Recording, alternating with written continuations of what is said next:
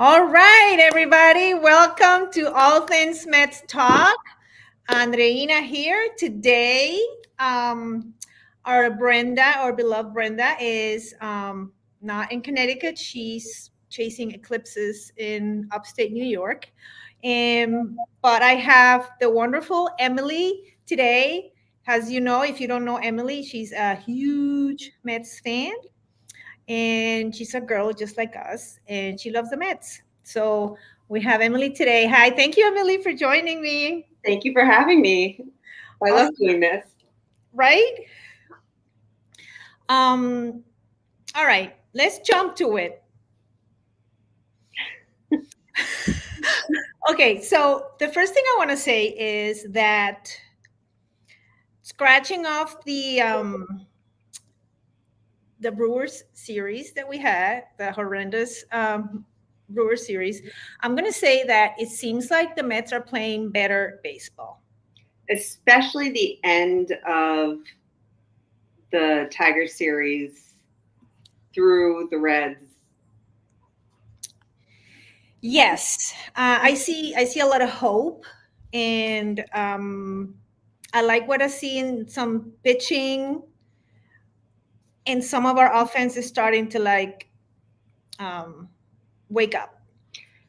My biggest concern, though, is that it's going to end up being a repeat of last year where we have pitchers that are doing fine through 5 innings and then they're relying on the bullpen. And last year, in the beginning of the season, the bullpen was great and was carrying us through games, but then they got tired because Yeah, they were overused.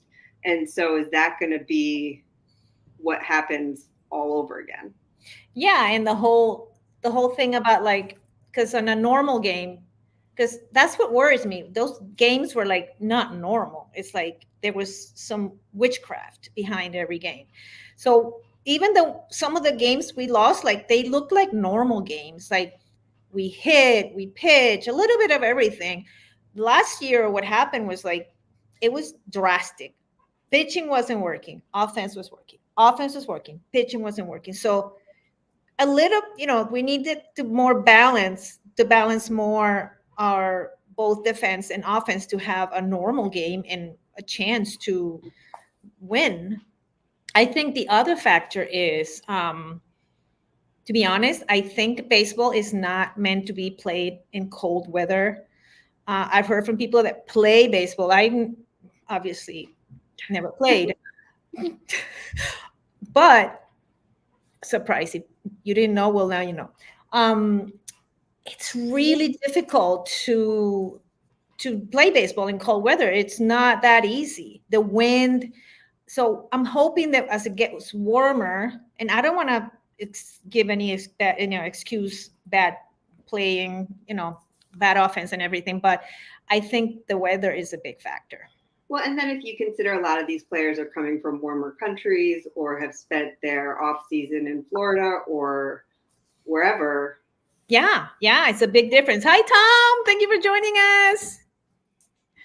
Um, Tom is here with us. Tom, you have right? Somebody got another pitcher got hurt. Should we talk about that, Emily? Yeah. So I read somewhere that there's 166 players in the injured list as of Thursday last week. I want you guys to guess how many pitchers out of the all you guys guess how. Okay, hold on. How many pitchers do you think that are part of that 166? 50. More?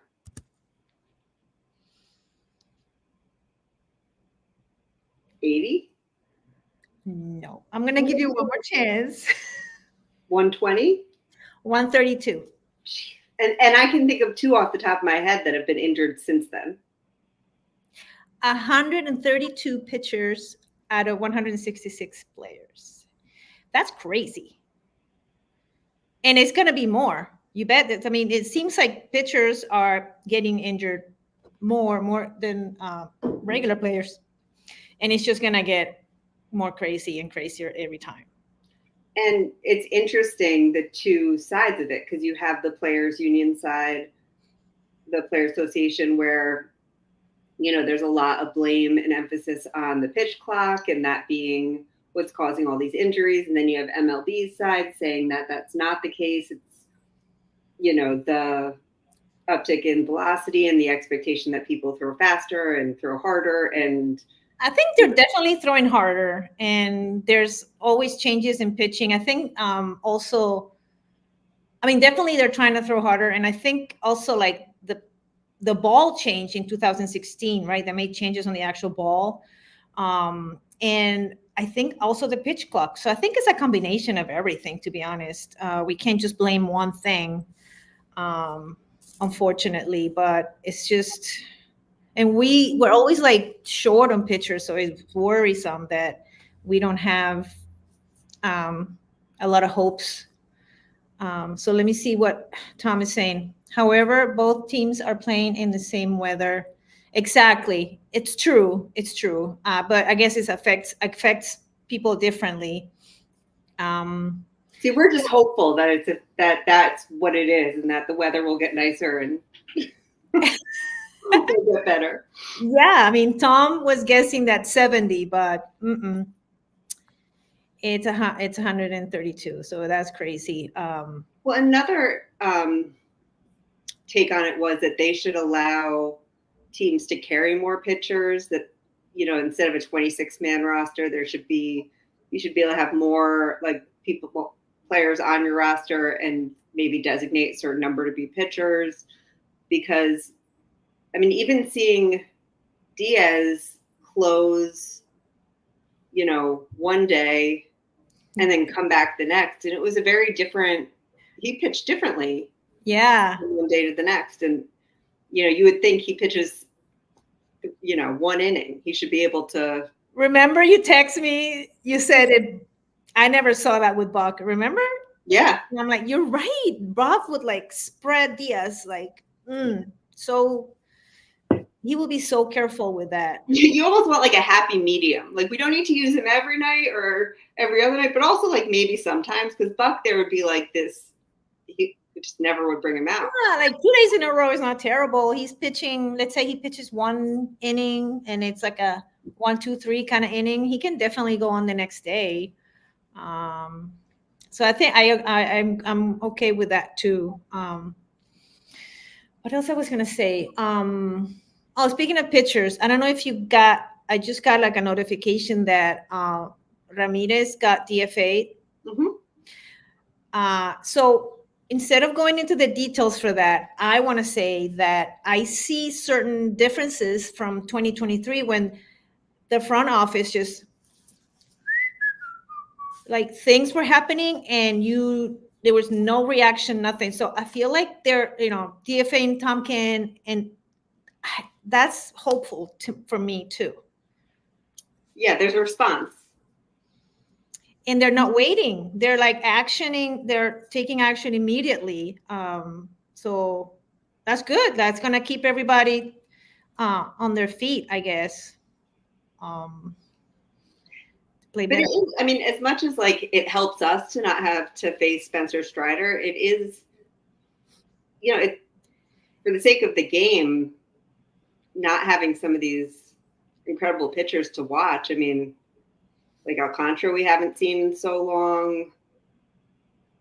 Well, we need our own Senga. Yeah. We need Senga back. From what I heard, it's not like a terrible. I don't know. I'm not really sure what he has. When is he expected to play? I heard like end of May, because he basically has to start spring training over. So.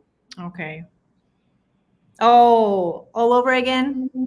Well, he's already started, but like he has to go through like at least 6 weeks. Okay, all right. Let me see what else is in my notes. I have I mean, I don't think that Tehran is going to be all that. We don't know. I have no idea. And I think that could be a good thing, because the Braves also maybe don't have a good idea of. Well, he was a Braves pitcher. He came from he was on the Braves, and then the Oh, Orioles picked him up, and the Orioles released him. So I mean, oh, I didn't know that. Oh, yeah. shoot. um, But I think he's scheduled. Is he pitching tonight? yeah, Mhm. yeah. I don't know. I didn't. I wasn't sure who was going to pitch for the Braves, but I think it's Charlie Morton, maybe, oh, Morton.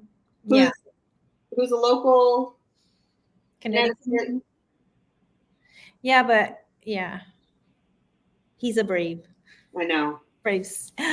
Um, so what's your take on? And I know only because we're talking about managers. What's your take on Mendoza so far? It's hard to tell. Like it became very clear at some point last year that like either they weren't letting Buck call the shots, Mm-hmm. and that he was maybe a little too conservative. But I'm not. Some of the decisions I don't know that I don't like. I'm really not sure if it's coming from Mendoza or if it's coming from the front office. Like I don't know why We DJ will. Stewart is still DHing or why they have Wendell playing today. Yeah, we have Nemo back on center field. And I do get the like, using different because I mean Bader has a history of injuries, so you don't want to just only rely on him in center field, but like it's hard to, yeah, it's really hard to I hate judging managers, obviously, but we're never gonna know if it's a front office or if it's a manager. What I know is like, nah, I don't know, but my suspicion is like they want managers that are manageable from the front office. Uh, I think that's why Buck got the boot, even though they were managing him. I think he was just crawling out of his skin all the time, and that just showed, it reflected on the team, I guess. That's my take. the other thing is like I really don't know how much like any manager does because if you look at it like Skip Schumacher won, did he get manager of the year last year? No, it was Buck. No, wasn't it? No, not like That was the year before, but and I saw something about how the Marlins already said they weren't going to pick up their option for him next year because they started off so poorly. And so it's like someone can go from being the best to being fired. Yeah. Oh, yeah. So how much is it really them? But then at the same time, I feel like if the one thing that they can do is really build like this team, and camaraderie and morale.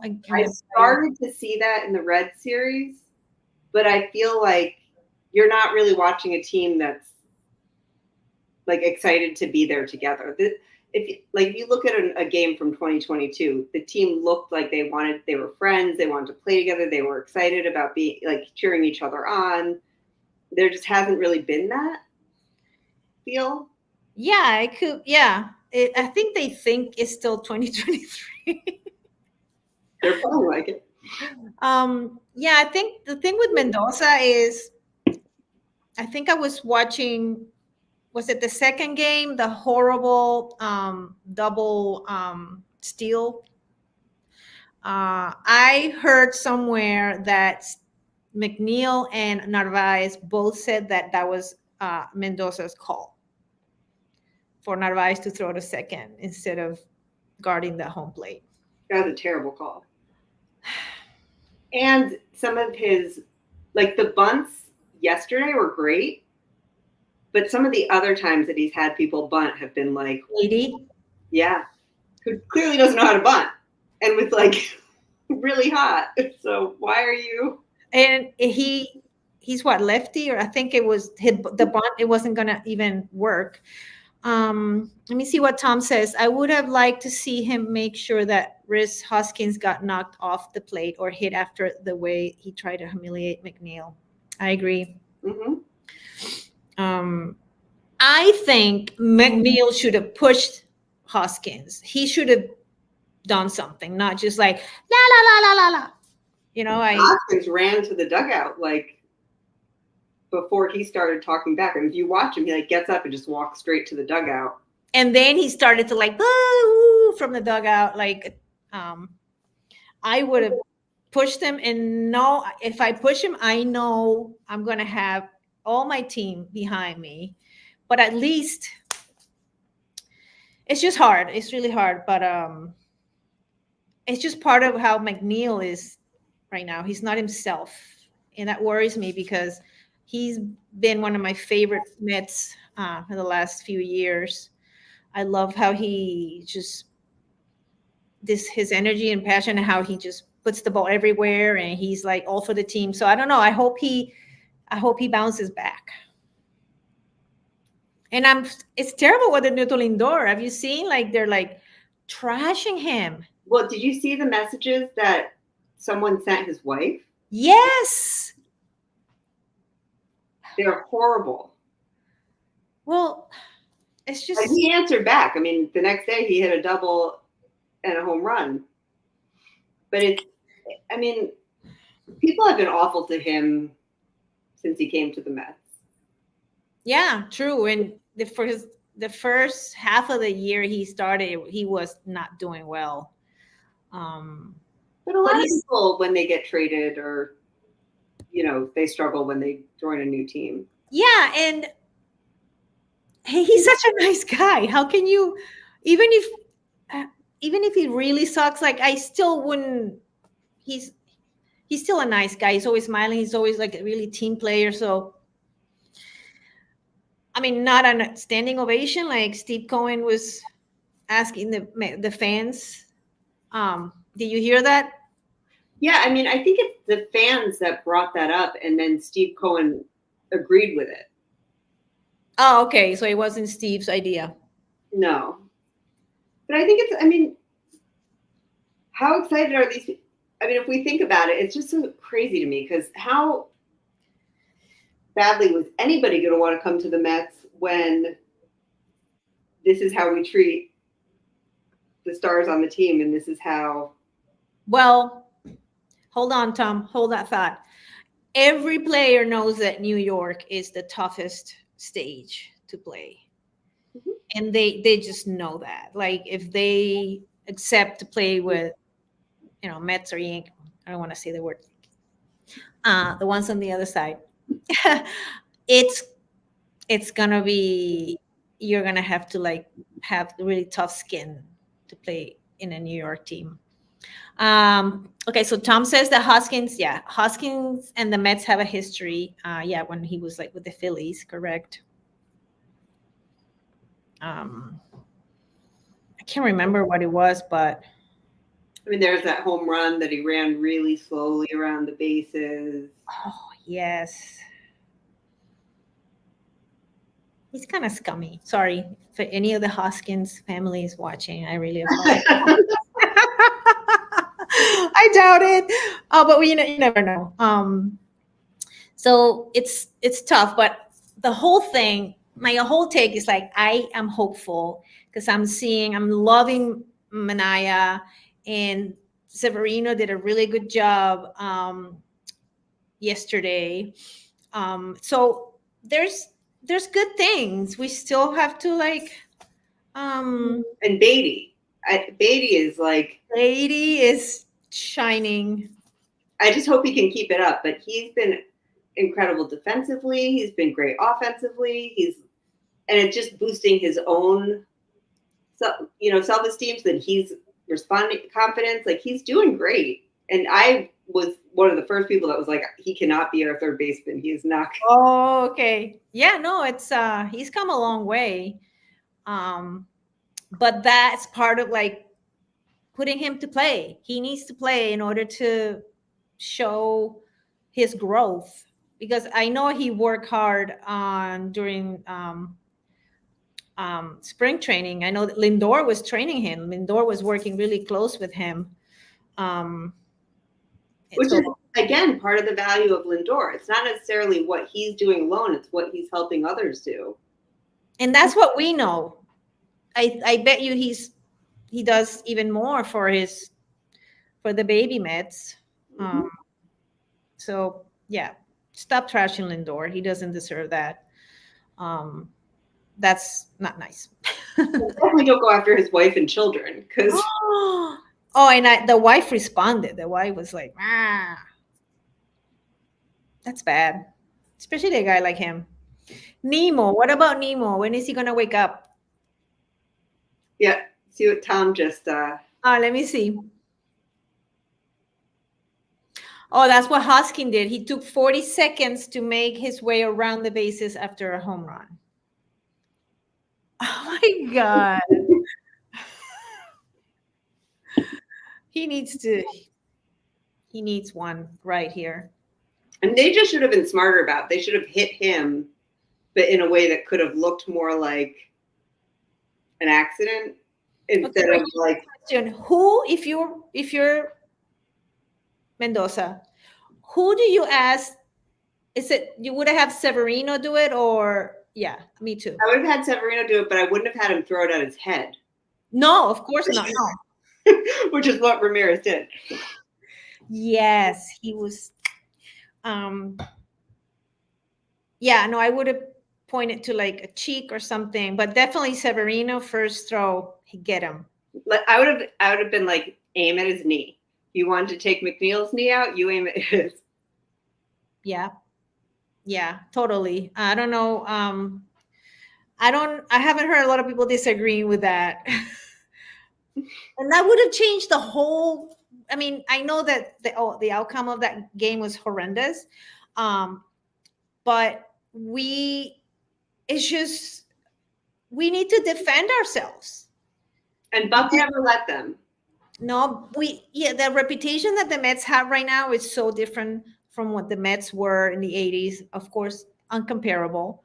Uh, but they were bad boys. They were like, not gonna do it, So that's the fire we need. I was watching.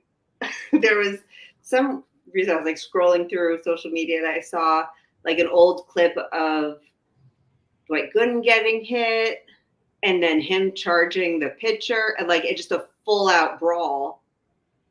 Wait, I think I saw that too. Was it a game?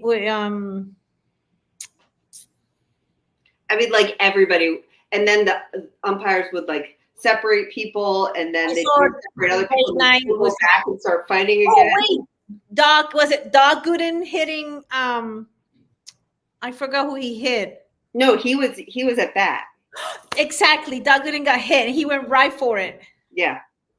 Yeah, I saw that. Wow, that was like that lasted a long time. And obviously that's not going to happen, but like something in between, maybe. Yeah, a little something. Like when was the last time the Mets got like in a brawl, like an actual brawl? Like I think there was one. I want to say in 2022, maybe versus Pittsburgh. Oh, Maybe when Marte got hit.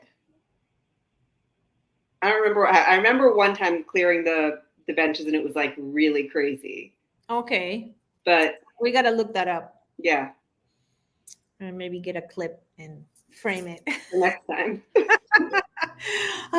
If the Mets would just do this again.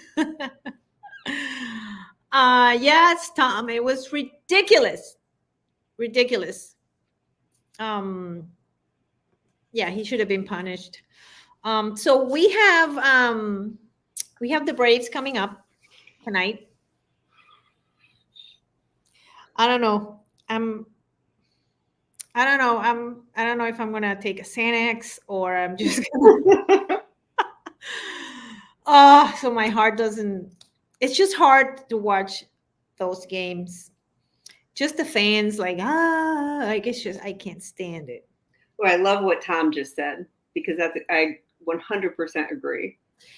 They need to get their mojo back and play with confidence and some swagger. Yes, yes.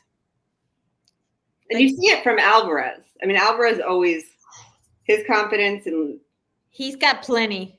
yeah, but when you get the best tattooed on your neck, you have some confidence. Yeah, and I hope it's contagious. um, but yeah, no, Alvarez is doing great. I'm really happy he's shown the growth that I knew that he was gonna get to. Like he's such a fast learner. And it's incredible how he already started. He's learned English. Now he has his own interviews. He does his Mhm. own interviews. Like I almost like cry every time I see him speak in English because that is such a difficult thing to do. To be thrown into the fire and not And I understand. was watching an interview with Beatty about, he was talking about when they were, or someone asked him about when him and Alvarez were, in the minors together and they would go on these road trips. And he was like, yeah, we would have nothing to say to each other because he can speak English and I can't speak Spanish. And That's so cute. Yeah, no, that's incredible. This kid is incredible. mm-hmm. Oh my God, I was gonna say something about oh, I was gonna say, even if it's fake, they, fake it till you make it. Like fake the swagger, even if you do, you don't, whatever's happening inside, just build that around you. And Yeah. yeah. All right, let me see. A nice win against the Braves would be, yes, Tommy, will help a lot. Um, it's not impossible. I know it's not impossible. It's just that we just, I hate the word hate, but we really hate each other. Um, I mean, the White Sox beat them oh yeah. in one of the games. I think they've lost to the White Sox and to one of the games against Arizona. Oh, yeah. Tom said they still do that tomahawk chop down there, and yeah, awful. It's so. And also just how, I mean, I don't know, they take advantage of these players by, and if you look at Acuna's contract, it's just ridiculous how little he makes for, Because they got him so young. yeah. It's crazy. Well, we got little Acuna. I hope he's like a third Mini, of what his brother is. he's like a mini version. That's And he's really little. I saw at spring training, I saw him and I was like, oh, he is very small. They're all so little. they are a huge family. And I know this because I'm from Venezuela. They are a huge family. They all play baseball, and there's a lot of players. I think even Miggy Cabrera. I think he's related to them. They're all related. It's just crazy. They have that in their blood. It's baseballs going like through their entire body. And you should see the games in my country. Wow. Oh my God, it's like out of control how they go on the field. Like when they win, and like the whole family jumps on the field and they're like celebrating and lifting him, and it's, They're super. I mean, if we think they're superstars here, oh yeah, forget it. And there's a lot more, a little less security measures there. The fact they can all jump on the field and like do whatever they want. And I see comments from some of the American fans, and they're like, "Oh, please be careful with Acuna, don't hurt him." And he's like in the middle of the crowd, and like, oh, it's just crazy. What else? What else? Hey, Kike, how are ya? They are smart. Oh, you're talking about the Acuñas, Tom? Um, yeah, they just know how to play the ball, and it's like instinctive. It's just they start playing very little, and it's not just that. It's definitely in their blood. so I'm really hoping we win at least one. Yes, with the Braves, yeah. Me too. It would be nice to win tonight. Yeah, it's also Hank Aaron, like some Hank Aaron night at the Is Atlanta, it gonna celebrate? because it's like the anniversary of something. I was watching it before, Yeah. so I'm sure they're fired up. Uh, I mean, I don't want to wish bad, but Strider has he's he's kind of been nasty to the Mets. not just on the mound. Um, I he's mean, been, I don't like him a lot. Like, what do you say? He said something about how he wished there were no fans or fans were quiet during games. yes, that's what I, yeah, huh? Yeah, like, shut the hell. Sorry. I mean, the only bad thing is that the Mets usually do pretty well against him, even Mm, though he's so good. It kind of shuts him up a little bit, but I mean, not having to face him isn't the worst. yeah, it is better not to face him. So, Kike, if you're listening, I think Kike and I were messaging when, because Kike is a Reds fan, and we're talking about managers.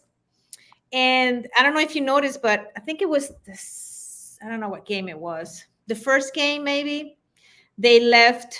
He's like, "You're complaining about your manager. Look at my manager. He left this. It was Cruz. It was pitching, and he allowed like the bases to get loaded and one, two, three, four, and my brother's like, get him out of there. Why is he still there? Like, and he said he was getting so frustrated because they were showing the manager, and the manager's like,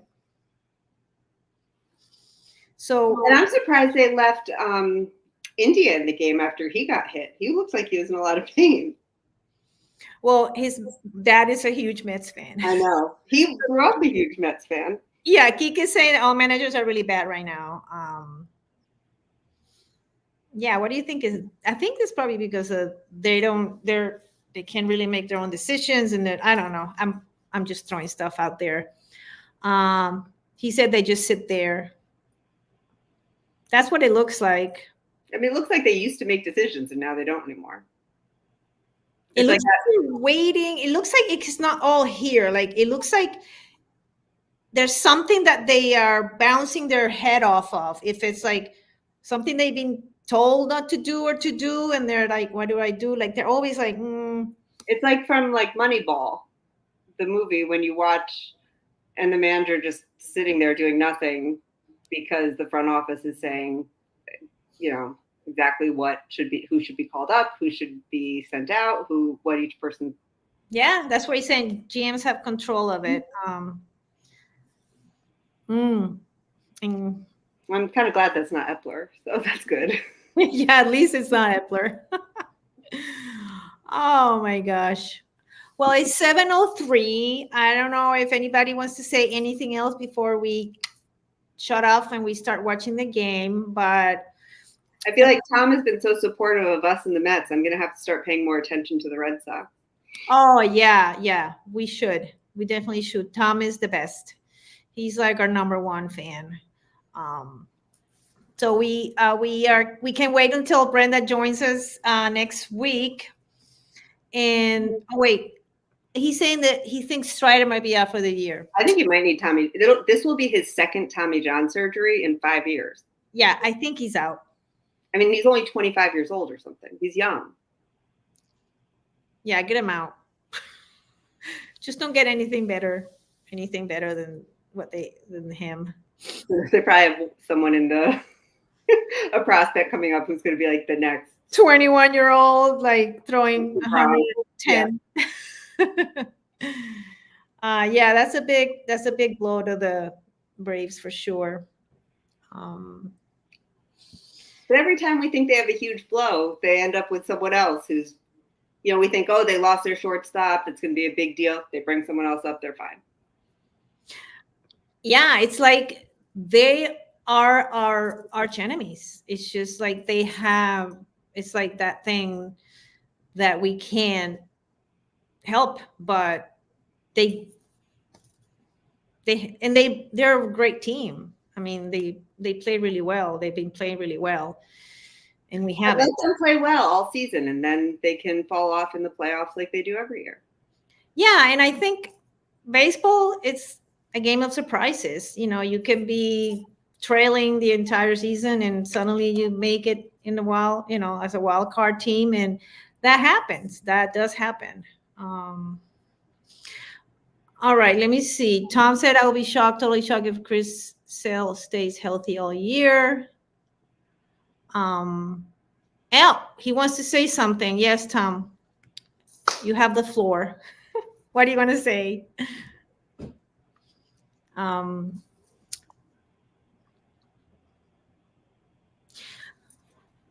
oh, you guys are true and sincere fans, and thanks for putting out a baseball show every week. Of course. Thank you, Tom. Yeah, I mean, we love the Mets, and I'm not gonna. I mean, even though like I curse and I say all kinds of horrible things when they don't win, I'm still gonna watch them, and I can't. I can't. I'm not gonna root for anybody else. And we have to somehow stay there for them because what's I nothing Well, else. I was saying to a friend of mine at work the other day, I was like, one of two things is going to happen. Either they're going to be really good and the games are going to be fun, or they're not going to be good and the games will be cheap. So then you can go and sit and Yeah, that would be nice. All right, so we are going to call it today, and I want to thank Tom and Kike so much for yeah, and especially Emily for filling in for Brenda. Emily, anytime. Emily she's always welcome to join us, and we just thank you again. So, is that nice? Emily, you want to say anything? Fingers crossed. Fingers crossed. Let's go, Mets.